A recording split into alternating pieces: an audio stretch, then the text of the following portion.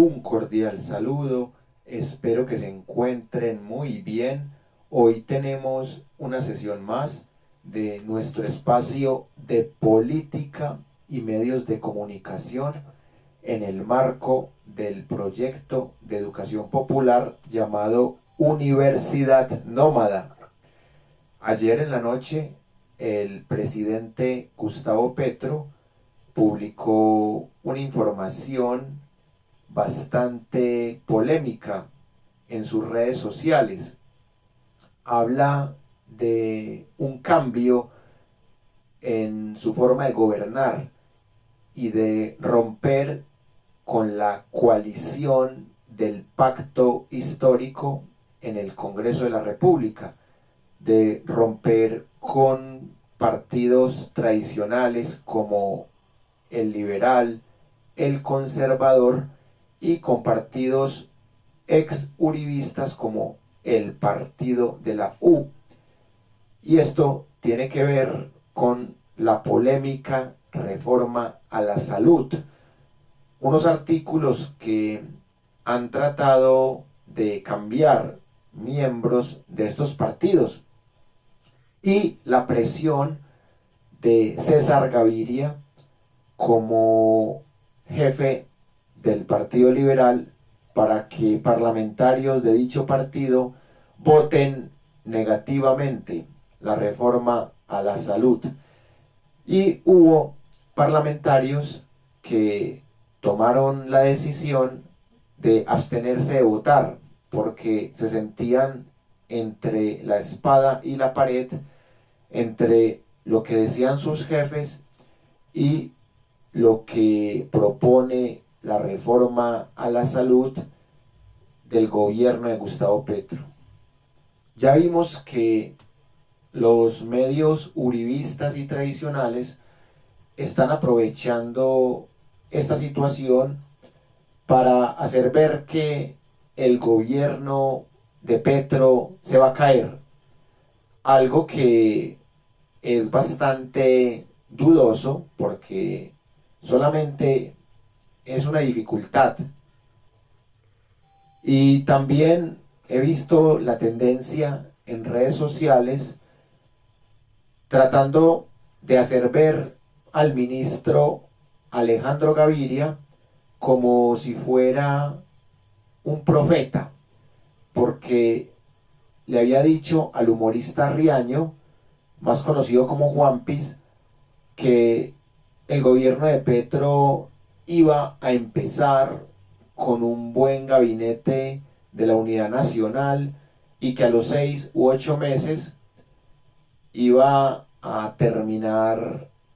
con ese gabinete y que como loco iba a empezar a publicar en Twitter. Y esto, si bien tiene un elemento de profecía que se está cumpliendo, también es una forma de tapar las cosas que podría lograr un gobierno como el de Gustavo Petro.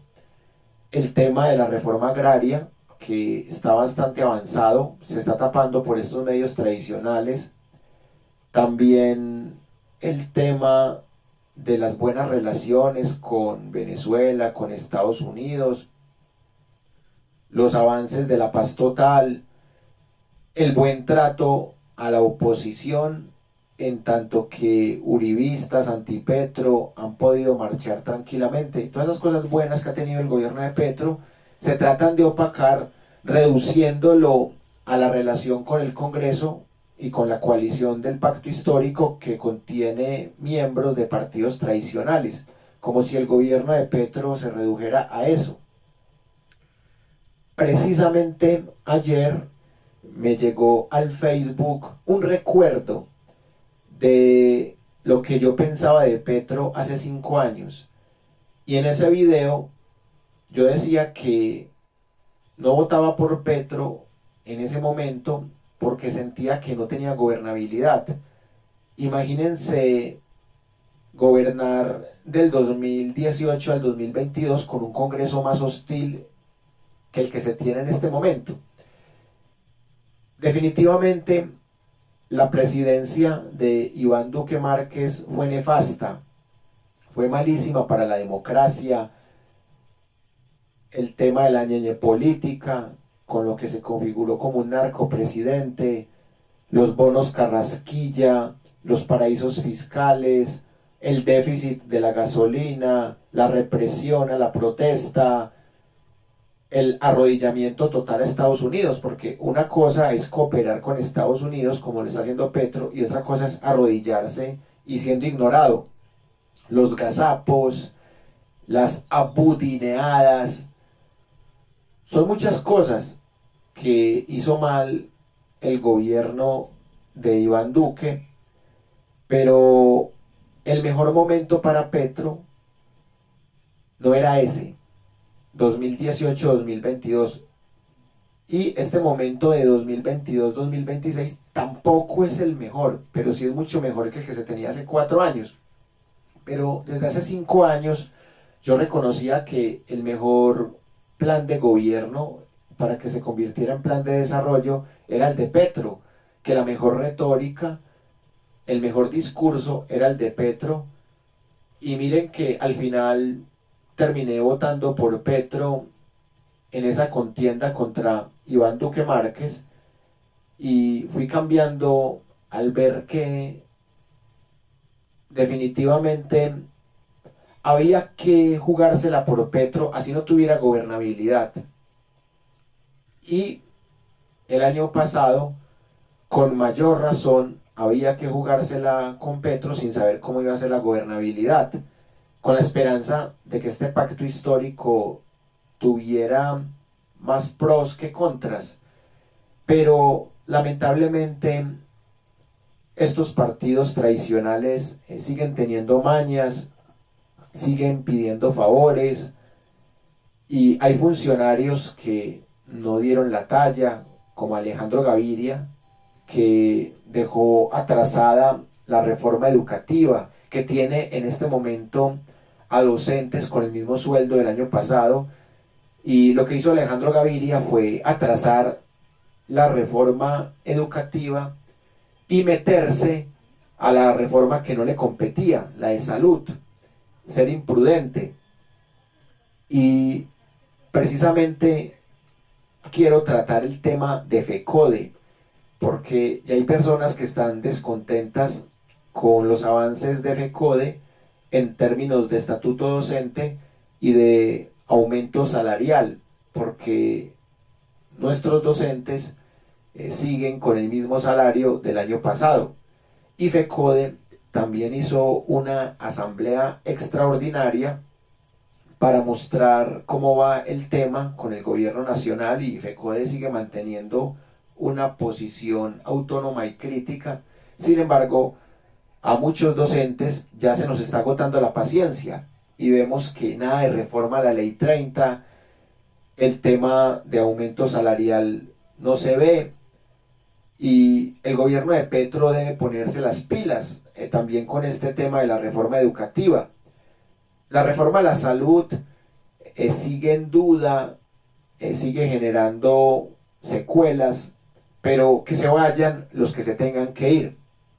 Precisamente esta tarde se van a reunir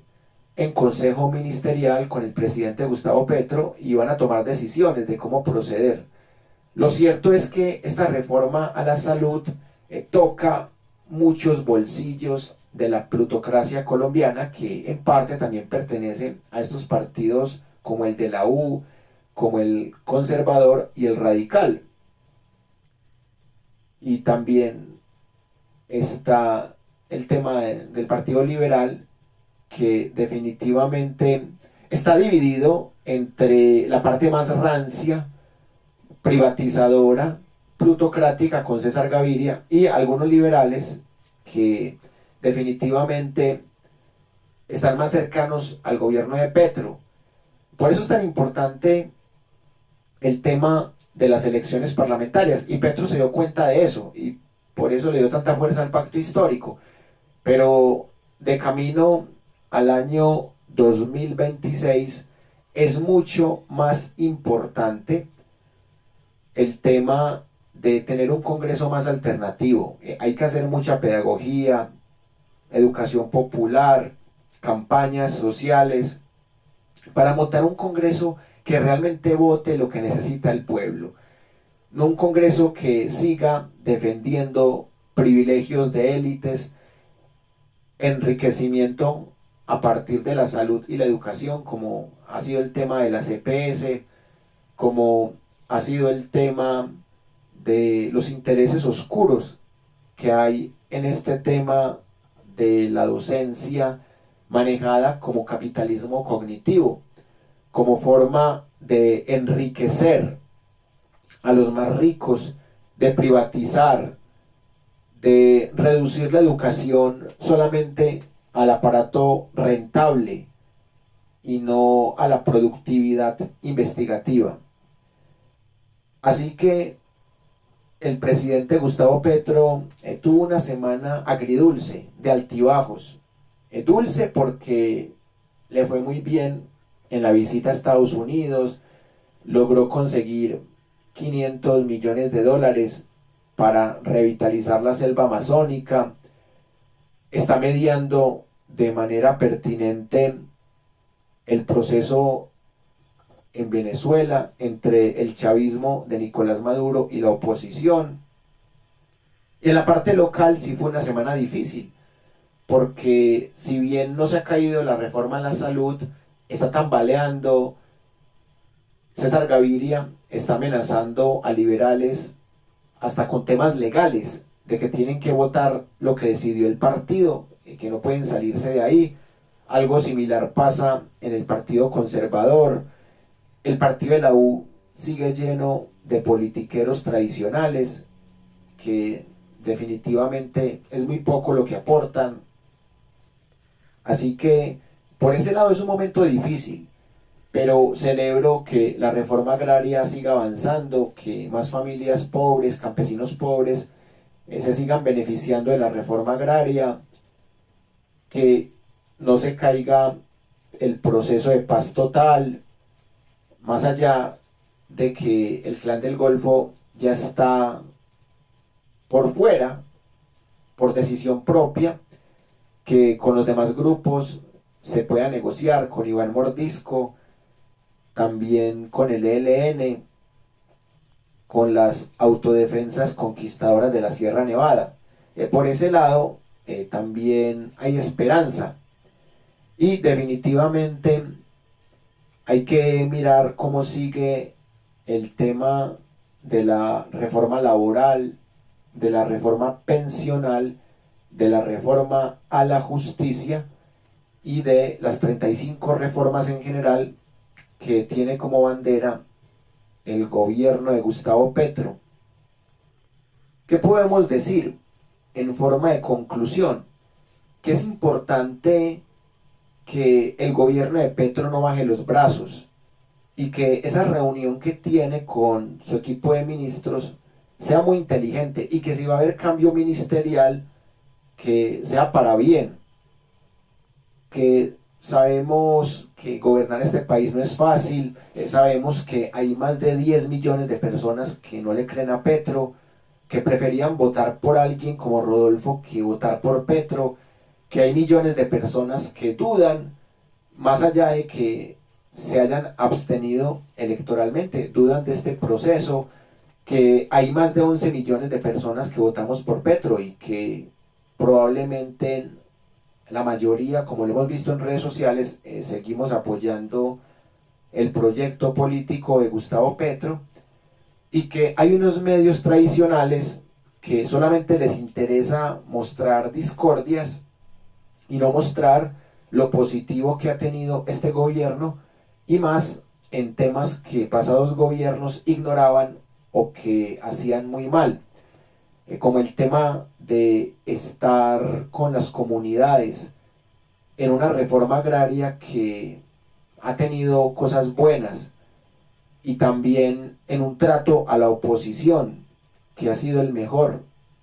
unas relaciones internacionales que han mejorado la economía, como el tema de normalizar relaciones comerciales, diplomáticas y políticas con el hermano país de Venezuela, mantener una buena relación con Estados Unidos, que es importante tener el imperio de nuestro lado, o por lo menos no en nuestra contra. Y también es importante recalcar lo que ha hecho Petro por los medios alternativos, comunitarios y digitales, que es crear este directorio que nos permite integrarnos, que nos permita crecer y que algún día nos permita competir con los grandes medios oligárquicos, plutocráticos y monopólicos. Así que este gobierno tiene muchos retos, tiene dificultades, pero tampoco pues, como está diciendo la oposición, que estamos en el acabose, que estamos en una crisis, porque le meten la palabra crisis como si fuera el acabose, pero todos los gobiernos tienen momentos de crisis, todos los gobiernos tienen momentos difíciles, y este no es la excepción, pero también hay muchas cosas que están saliendo bien, y más allá de los funcionarios, quienes votamos por este gobierno, lo hicimos porque Petro es una persona que nos ha inspirado confianza. Así lleguen ministros nuevos, así lleguen nuevas alianzas, vamos a tratar de enviarle la mejor energía para que sea lo mejor para Colombia y que sigamos en este proceso de crecimiento. Muchas gracias a las personas que vieron este video, a las personas que se han suscrito a nuestro canal. En los últimos 30, 40 días han llegado más de 1500 personas a nuestro proyecto. Es algo muy positivo. 17.000 usuarios recurrentes, personas que han visto nuestro canal en los últimos 28 días y que antes lo habían visto, personas que regresaron y que se van consolidando como una audiencia fiel, un nuevo espacio de literatura y de poesía los martes con el colectivo Habitares, que también ya está empezando a ganar su audiencia. Y lo más importante, mantener nuestras clases presenciales, mantener nuestros espacios de reflexión y seguir creciendo y luchando por una sociedad más democrática en lo político, más incluyente en lo social, más equitativa en lo económico y más sostenible en lo ambiental. Les habló Wilmer Alberto Zuleta López, docente universitario, líder del proyecto Universidad Nómada. Espero que se suscriban al canal Universidad Nómada en YouTube y también a nuestro canal de respaldo Wilmer Alberto Zuleta López. Les deseo un feliz día y nos veremos mañana en el espacio de geopolítica, un espacio diseñado para promover el desarrollo del pensamiento crítico y la diversidad informativa. Hablaremos un poco más del tema de Venezuela y la mediación que está haciendo Petro, que él no lo llama así, pero que es una mediación en pro de mejorar también el país hermano. Les envío un abrazo muy fuerte y nos veremos muy pronto. Hasta entonces.